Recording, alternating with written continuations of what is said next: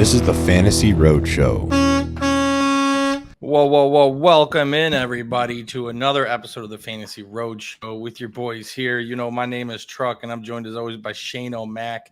And today we are talking week 2 fallout. Just everything that happened, all the injuries, all the studs, all the duds. We're just going to cover in extents each game, go in depth. Shane, how you doing, buddy? Are you doing okay? Yeah, I mean, I just want to say, like, somebody turn the injury button off. Like, My just God. stop it. It's like, it's nonstop yesterday, before the games, during the games. Jackson was in shambles. He had Justin Jefferson, Cooper Kupp, St. Brown all at one point in time yesterday, like potentially long-term injuries, and he was just losing his mind over. Yeah, it's brutal. I don't know if it's recency bias, but I mean, I don't remember this early on in the season. Like, we're about to read off some names here and talk about some injuries, but like, holy shit, this is a lot of guys.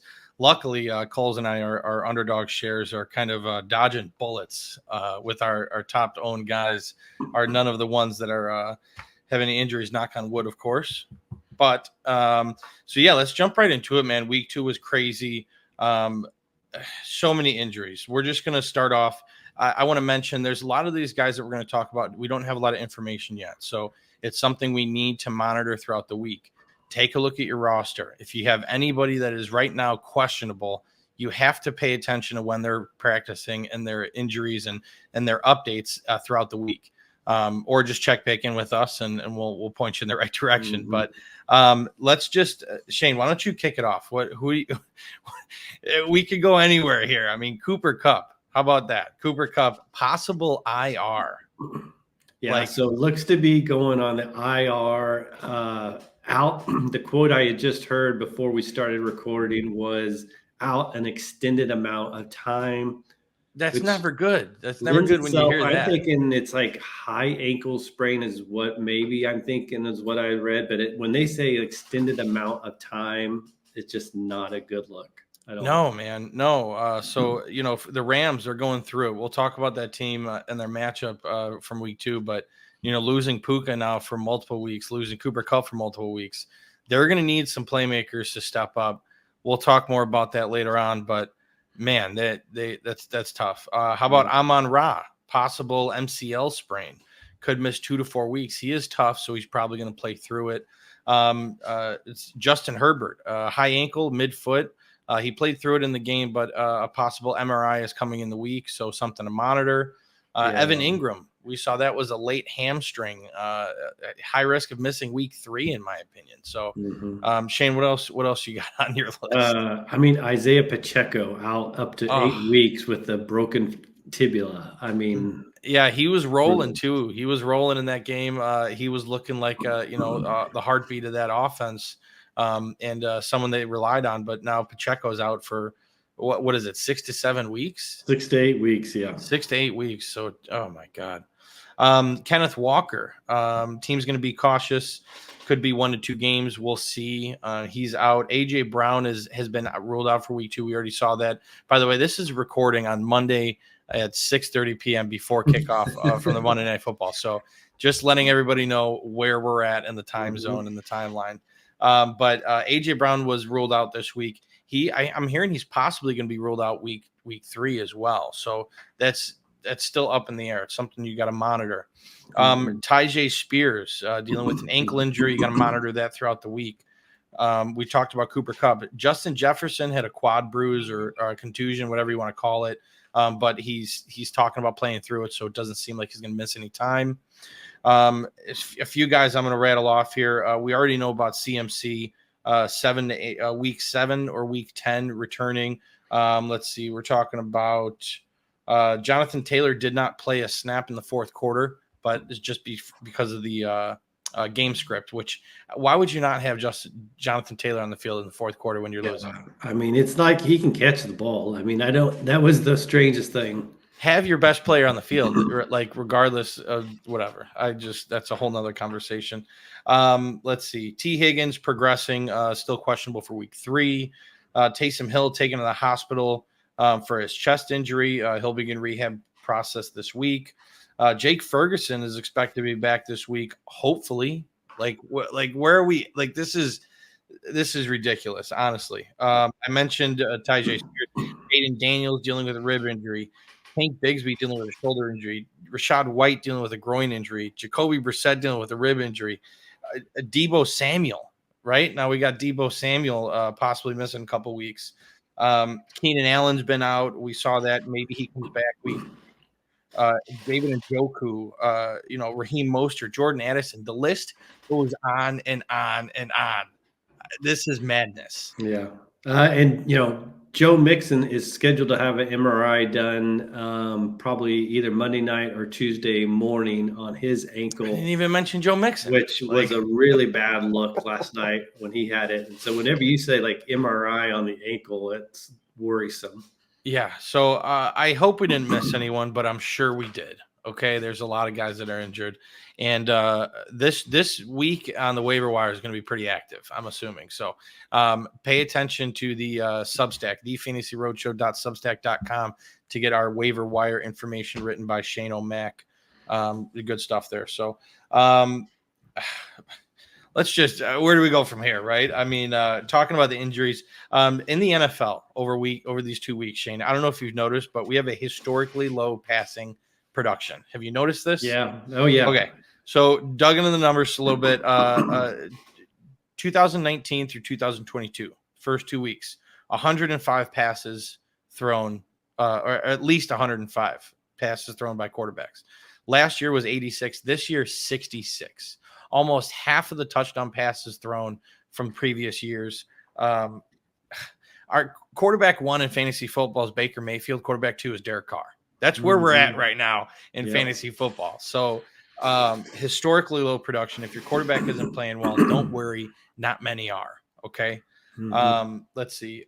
We didn't even talk about Bryce Young has been sat for the Red Rocket. Andy Dalton is coming in to play quarterback.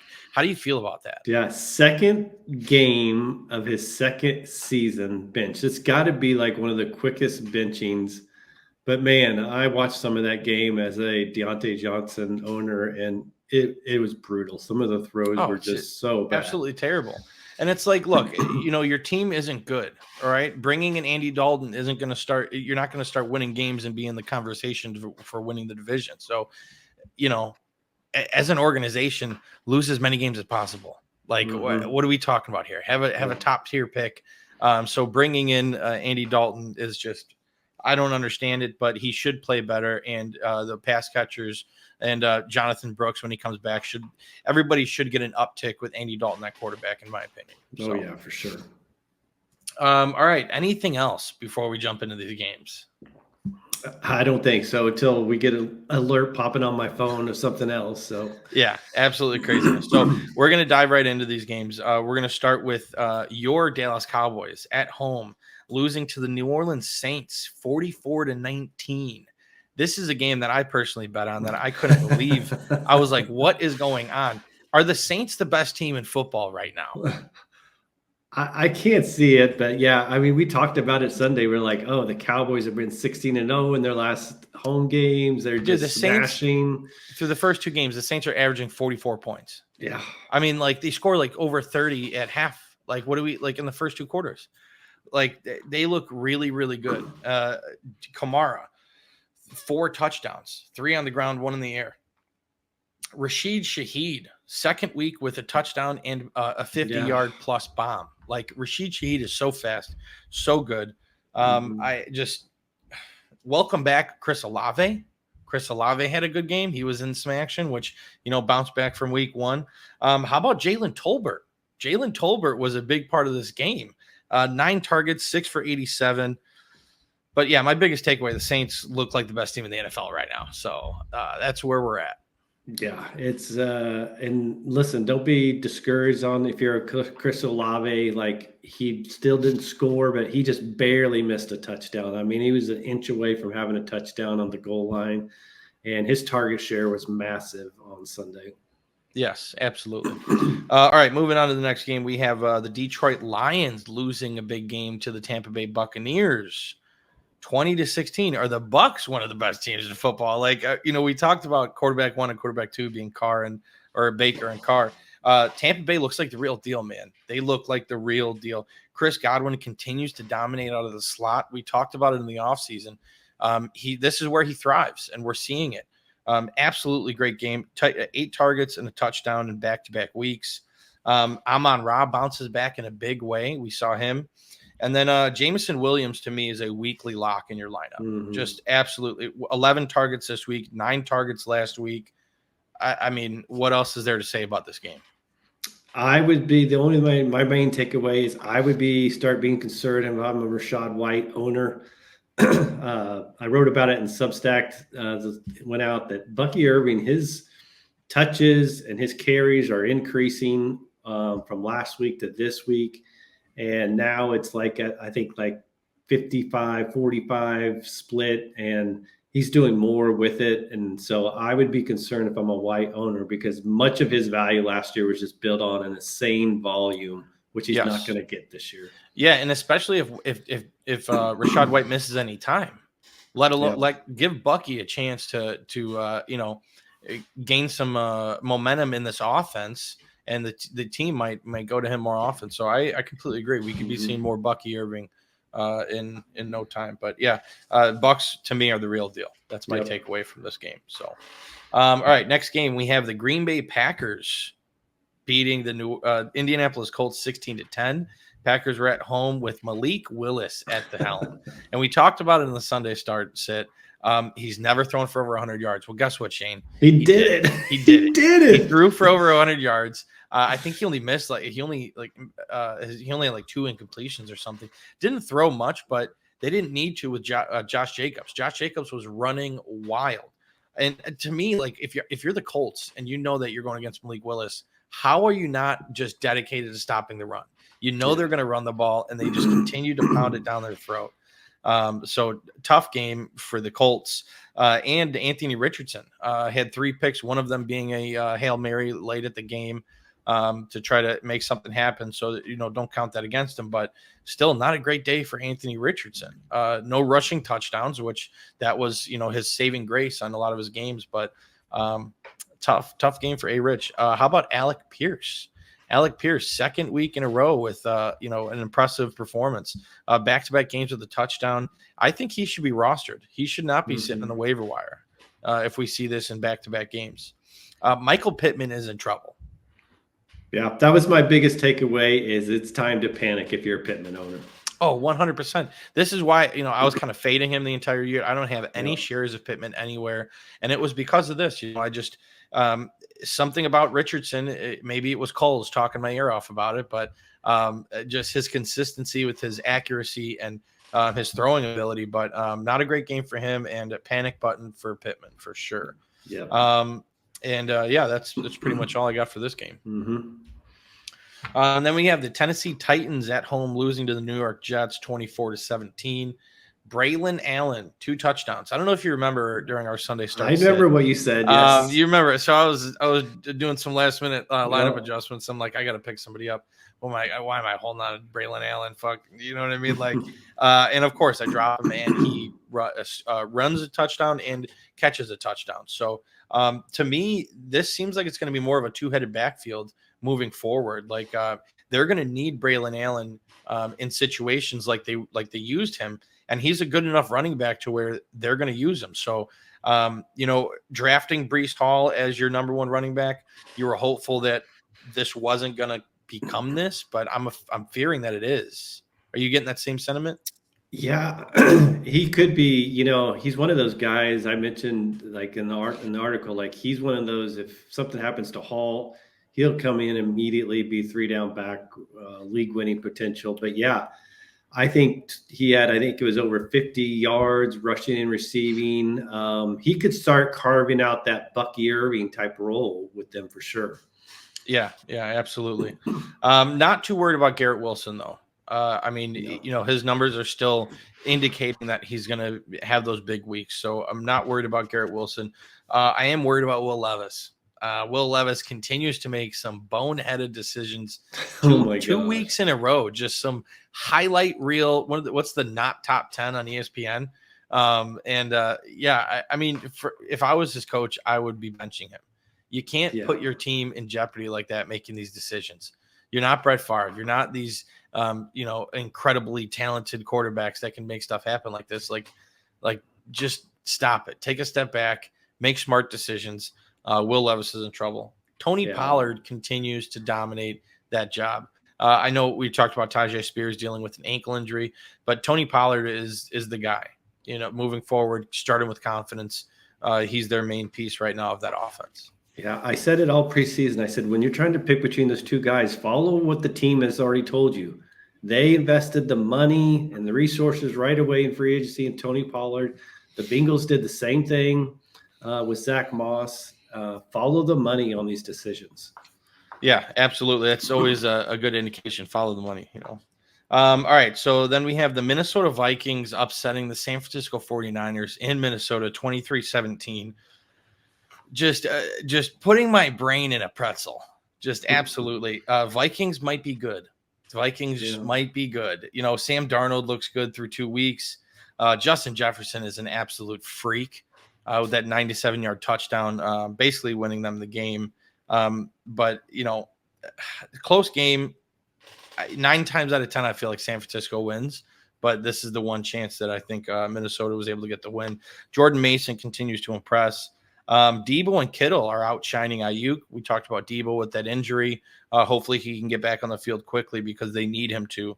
And Ty Chandler was the leading rusher from Minnesota, 10 for 82. Yep. He got more carries than Aaron Jones. He averaged over 8 yards a carry. Jones was at like 3.5, I think. So second week, he's carved out a nice little role there. Yeah, interesting to see. All right, so we got the New England Patriots losing to the Seattle Seahawks in a close one, 23-20. DK Metcalf and Jackson Smith-Njigba. This is the breakout we've been waiting for JSN. Week 1 was tough. Week 2, 16 targets, 14 targets for DK. Absolute just a godsend in the midst of all this mayhem. Am I right? Yeah. I'm wondering, though, if they're going to be the new Houston Texans. So they're going to have 2 receivers that produce, but are you going to be able to accurately predict each week which 2 exactly it will be? Because first week we saw Tyler Lockett have a great game. And then this one was JSN and Metcalf. Well, Lockett's great game does not compare to JSN's recent game. You know what I mean? Like the 2 are not the same. Apples and oranges here. I'm starting JSN and DK with confidence after what I saw from this week. So until we see otherwise, JSN's in my lineup for sure. Hunter Henry. How about Hunter Henry, right? This tight end landscape is insane. We'll be talking that a little bit later on, but Hunter Henry, 12 targets, 8 for 109. If he's on your waiver wire, might want to pick him up if you're dealing with some pick him up. Pick him up. Absolutely. Big game from Antonio Gibson, 11 for 96. Love to see Antonio step up and have a good game. So main takeaway, welcome to the fantasy football world, Jackson Smith-Njigba. We've been waiting a long time to see you, and we're glad you're here. Yep.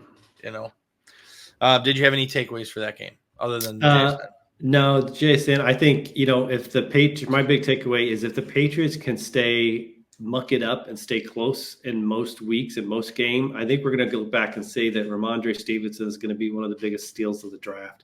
Oh, absolutely. His rush volume that he's getting. He's a weekly starter. He is a lineup lock right now. You cannot go elsewhere when you have Ramondre Stevenson. So, and the Patriots look like they might claw their way and win some of these games that you don't think they're going to win. Losing this game 23-20 is something I did not think I was going to see. So, this NFL is wild. NFL is absolutely wild. Next game, we have the Washington Commanders beating the New York Giants 21-18 without scoring a touchdown, all field goals, which you don't see very often. But main thing is Malik Neighbors. This is what we wanted to see. We thought he was going to lead the NFL or be a rookie leader in targets. 18 targets this week in week 2. Absolutely insane. Over 60% 60% target share for the team. 67% target share. Okay, yeah. 67%. The normal rate is like 30. 67% is absolutely insane. I think this is going to be that they found something that possibly started working for them, and hopefully they continue to feed Neighbors, because you got to get the ball in his hands. You got to get him early.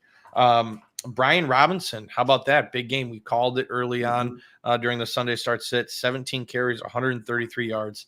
I just want to know, where is Terry McLaurin? Oh man, where is Terry McLaurin? Another one I would start to worry about. Zach Ertz for a second week in a row as the leading receiver as a tight end, but Terry McLaurin, like, come on, Jaden Daniels, get this guy involved. He is a talented wide receiver. He's able to get it done. Just get him involved. Yeah, it's speaking for my own sake. No down the field opportunities at all for him. No, and I'm still holding out hope. I am worried. I am panicking. Of course, 2 weeks in a row, bad production, but he did see 6 targets. Yeah. He saw some a little bit more action than he saw week 1. So looking forward to see what else happens. You got anything else in that game? No, I think just the other thing is, based off of his workload, Devin Singletary, probably one of the safest RB2s you can put in your lineup. Like, nobody's threatening him carry wise. So. Oh, absolutely. And he had a good game too. Yep. 90 some yards and a touchdown. So always like that in your lineup. Next game, Carolina Panthers losing to the Los Angeles Chargers 26-3. Carolina Panthers are the worst team in the NFL right now, for sure, with Bryce Young under center. Yeah. We'll see what happens with Andy Dalton, but Carolina absolutely struggle bus. J.K. Dobbins not struggling. Back-to-back games with over 130 yards and a touchdown. Just seems like he could be the steal of the draft, taking him in like the 10th round or 11th round, wherever he was going. I love to see JK back in action. Quentin Johnston, is he actually good? What's going on there? He had 5 receptions, 2 touchdowns. We talked about it. This Chargers wide receiver room was wide open. Like, if QJ was going to do something, this is his opportunity. You got a rookie Ladd McConkey. You got Josh Palmer, who never really amounted to much throughout his fantasy career, but Quentin Johnston is a thing. I would say I'm treating him like Wan'Dale Robinson of last week. Like, pick him up, but don't go throwing a bunch of fab at him. When you've got a team that for the first 2 weeks have thrown the ball 20 times and 24 times, they're such a low passing volume team. This week's going to be another low passing volume game against Pittsburgh. I think any week it could be McConkey, it could be Palmer, it could be Johnston. I just think it's a different guy that leads them each week. And Herbert is dealing with a little something. So, something to monitor. Excuse me. But yeah, Panthers suck. So, sorry, Carolina dad. It's just getting worse and worse and worse. Hope that dog is howling during those games. Jacksonville Jaguars losing to the Cleveland Browns 18-13. This is so ugly. Just an ugly game, man. Jags suck too. Like, this is just and Deshaun Watson looked better. I saw some intriguing things from him in his game. What's your panic meter on Amari Cooper? Like, I know God, the one time I recommend him as a go is when he just, of course he doesn't do anything. Yeah, he's your green light wide receiver on the week, and he's disappears. So where did this Foreman start come from? He started the game out of the backfield in front of Jerome Ford. He outcarried Jerome Ford 14-7. Yeah, 14-7. We were expecting a big game from Jerome Ford, and it didn't come to fruition. So tough. Big play from Brian Thomas Jr. caught a 66-yarder, so that was great from the Jags. And Tank Bigsby dealing with an injury. Don't know too much more about it, but he was basically not even in the game. Didn't have any carries or targets. So ETN on full go. So I'd love to see that as an ETN owner. I'm putting Christian Kirk on the Michael Pittman list also. He's joining him. It's time to worry there too. Yeah, absolutely. He was a mid-round guy too. So, but yeah, Jags aren't good. That's kind of what I'm getting out of it. Baltimore Ravens losing a tough game to Oh the my Las gosh. Vegas Raiders, Wow. 26-23. I couldn't believe it. The Baltimore Ravens are 0-2. 0-2. And like it's really difficult. Not many teams make the playoffs after starting 0-2. Recently, the Houston Texans and the Cincinnati Bengals in previous years did it, but prior to that, like it's not a normal thing. So imagining the Baltimore Ravens not in the playoffs is something I don't want to imagine. It's just craziness. Zamir White might be the biggest bust of the draft. Just absolute dog shit. Yeah. He's not looking good. If they're not in a positive game script, I mean, even then, I don't know if we're gonna see it. I mean, at least he got more rushes than Madison this week. But and how often are the Raiders going to be in positive game Not very script? often. No. All right, then. Like that's just he's close to a drop candidate for me. Yeah, I would. Yeah, I'm just he's that's tough. Brock Bowers, is he tight end 1? Is he the best tight end? That was my takeaway. I said, is he this year's Laporta? Seriously, it seems like it. I think so too. It seems like it, man. I like just an absolute monster of a game. He continues to impress. He's open downfield. They get him the ball. He's just a nice compliment to Davante Adams in that offense. So yeah. And big game for Davante Adams too. So, Gardner Minshew, it's encouraging that he can get him the ball and have these types of games over 100 yards and a touchdown. So that's great to see. Zay Flowers seems to be a lock in lineups now. You got to start him. 7 for 91 and a touchdown. I know we talked about it. And I liked him in PPR leagues after week 1, but now it's like, dude, he's the go-to guy for Lamar. Yeah. The go-to guy. Sure. Mark Andrews outscored Isaiah Likely. So How about that? Yeah, if you picked up Likely, it was likely that wasn't going to happen again. Mm-hmm. So, but yeah, a tough game for Baltimore. I can't believe they're 0-2. Yeah. And then the Los Angeles Rams beating the Arizona Cardinals beating the Los Angeles Rams 41-10. 41-10, Shane. Man. Just an absolute stomping. Rams couldn't really do anything even before Cooper Kupp got injured, but they're in trouble now without Cooper Kupp and Puka Nacua. Bad game all around for Los Angeles. How about Maserati Marv just going absolute ham in the first quarter? Basically had like 4 for 130 and 2 touchdowns in the first quarter, and so predictable. Didn't really get much else after that. But Connor continues to be a bell cow, and the Cardinals are good at football. So that's where we're at. Unless he gets hurt, James Conner is going to be like a top 5 running back each week.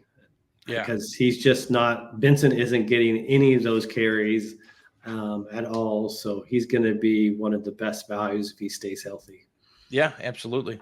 And then we got Denver Broncos losing to the Pittsburgh Steelers 13-6. Pittsburgh Steelers are 2-0 with Justin Fields. What world are we living in? What timeline did I wake up in? With, I think, just one touchdown and 2 games. One touchdown in 2 games. Yes. Justin Fields wins games throwing for 116 yards. That's just what he does, and that's what the Steelers do. They're a perfect fit, and I want to kill myself. Anyway, Justin Fields 2-0. He doesn't have to do much to win these games in Pittsburgh. Big game from Josh Reynolds. Josh Reynolds was the star for the Denver Broncos, but Bo Nix might be bad at football. So, take it where you get it. Broncos and Panthers, I think, are competing for the worst team in the NFL. Yeah, I take the Panthers still there, but yeah, I do too. Yeah, not much else going on in that game. Kind of a gross game, 13-6. No, we got killed by Jaleel McLaughlin. I mean, he went from tough. I think 14 rushes last week, and he only got 3. I think it was this week. I mean, just out of nowhere. Yeah, absolutely. And then we got the game of the week. The Cincinnati Bengals losing to the Kansas City Chiefs 26-25. Just your traditional Cincinnati Kansas City game, the best rivalry in football right now. Joe Burrow and Patrick Mahomes. Cincinnati looked much better in week 2 than they did week 1. I'm a little worried about Jamar Chase.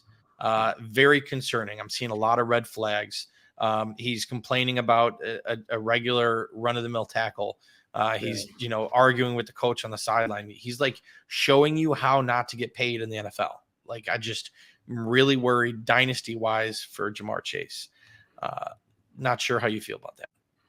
Yeah, he's obviously frustrated over the contract situation. They offered him the same sort of deal as Jefferson did, but they weren't giving him all the guaranteed money wasn't going to come to like 2026 or something just really crazy, or 27. It was just something crazy they offered. It was ridiculous. So Yeah. How about Mike Gesicki? Mike Gesicki, Yep. where you at? 9 targets, 7 for 91, leading receiver for the Cincinnati Bengals. Again, what timeline did I wake up in? I love to see Mike Gesicki do this. Chiefs have to overcome adversity, man, without Pacheco. Hollywood Brown gone for the year, likely. But who's the next man up? We got Carson Steele, Samaje Perine. They got Keontae Ingram on the practice squad. Kareem Hunt is joining the team for a visit. He's likely to get re-signed. My pick is Samaje Perine. I think he'll be the main beneficiary of this absence of running back, but it could be Kareem Hunt. You never know. So if you have him, if you have room on the depth chart, you should have already done it if you got the news about Kareem Hunt. But if you haven't, he might be a good stash. Yeah. And then we have the Houston Texans beating my Chicago Bears on Sunday Night Football in primetime. They won 19-13. And I just want to take a second to talk to all the people out there that about Caleb Williams. Don't hit me up telling me Caleb's a bust. Okay. It's week 2. The guy's 22 years old in his second NFL game, and he took a top 5 NFL team who is a Super Bowl contender to the last drive. Okay. The defense played good, but our offensive line is probably the worst in the NFL, maybe the worst in the history of the NFL. They can't block anybody. Like, I mean, whiffing on blocks, not even touching guys. I'm like, spent the whole day just rewatching clips of this game. And it's just, I'm like, what are we doing? Ryan Poles, you made some moves in the offseason. You got Bates, you got some pieces. Even our draft pick, Darnell Wright, was just horrible game. Oh my gosh. Just terrible was so game. bad. Like, how many false starts and stuff did he have? Oh my God. I wanted to break my TV. I wanted to break my TV. So to me, this offensive line is such a problem. We saw Caleb Williams. What is it? Let's see. He threw the ball 37 times, pressured on 36 of those passes. Yeah. Like he couldn't do anything. Caleb is now 0 for 7 in throws of 15 or more yards, and 0 for 11 on the season. Most of them being a little off target. He kind of is panicking right now. I know he says he doesn't get nervous, but he's definitely getting nervous. Caleb is still getting the ball off quick. Okay. It's not like he's holding onto the ball and getting sacked. 2.59 seconds from snap to throw. That's the 6th fastest in the NFL so far. Mm-hmm. So it's not like he's, you know what I mean? He's not indecisive. He just literally doesn't have any time to do anything. So from what I saw on the field for Caleb Williams is his athleticism and his competitiveness. He had a run late in that game where he lowered his shoulder. He got some extra yards by the goal line that set them up for that touchdown. But I'm not worried. Okay. I'm not worried about Caleb. I'm worried about this offensive line. We're not going to be able to win games having an offensive line that plays like that. So overall, it's ugly in Chicago. Second week in a row, he had a receiver drop a touchdown pass. So Odunze should have had that touchdown pass at the goal line. That was a great throw. He took a little bit off of it. I mean, it was right there in his hands. Second week. He had to jump really high to go up and touch that. Yeah, so he should have had that. It touched his hands. He should have came down with it. You're absolutely right. Yeah. Could have thrown it a little bit lower, gave him a better chance to catch the ball for sure. But you're absolutely right. 2 touchdown passes dropped. But I saw some improvements from week 1 to week 2. Okay. Yeah. In Caleb's game. And I saw some nasty hits. I think it was the 4th quarter, the last drive. Do you remember that quarterback sack? Mm-hmm. It was like the cleanest shot in a quarterback sack I've ever seen. It was. I was Will Anderson. I think it was Will Anderson. Yeah. That Texans defense is the real deal, man. That Texans defensive line is really good, and DeMeco Ryans knows how to scheme up the defense. So the weakness is the offensive line, pressure the quarterback, and that's what they did all game. And for us for the Bears to only lose by 6 points in Houston, I'm considering that a win in our book. Like it's tough sledding right now. But again, Don't contact me telling me Caleb's a bust and the Bears suck. I get it. Okay. Bears didn't look good on primetime. We have major issues to address. And the problem is you can't address these issues right now. There's no immediate solution for a bad offensive line. No. So that's the end of my rant for the Bears. I did like seeing more involvement from DeAndre Swift in the receiving game. That was good to see. I was asking for that. Yeah, absolutely. So that was great to see. So absolutely. So it was a tough day today, waking up after that Sunday night performance. So tough. But anyway, that is our recap. That is our fantasy takeaways from week 2. Make sure, again, check out the Substack, thefantasyroadshow.substack.com. We will post our buys and sells for the week, who's kind of stock up and stock down in the NFL. We'll be covering some stuff we talked about on here, waiver wire issues, waiver wire targets and stuff like that. We also have the Red Light, Green Light episode coming out. Make sure you guys like the video, subscribe to the channel. You guys are the best. And most importantly, buckle up, please. Buckle up, folks. This is getting rough out here in these streets, in these fantasy streets. Buckle up.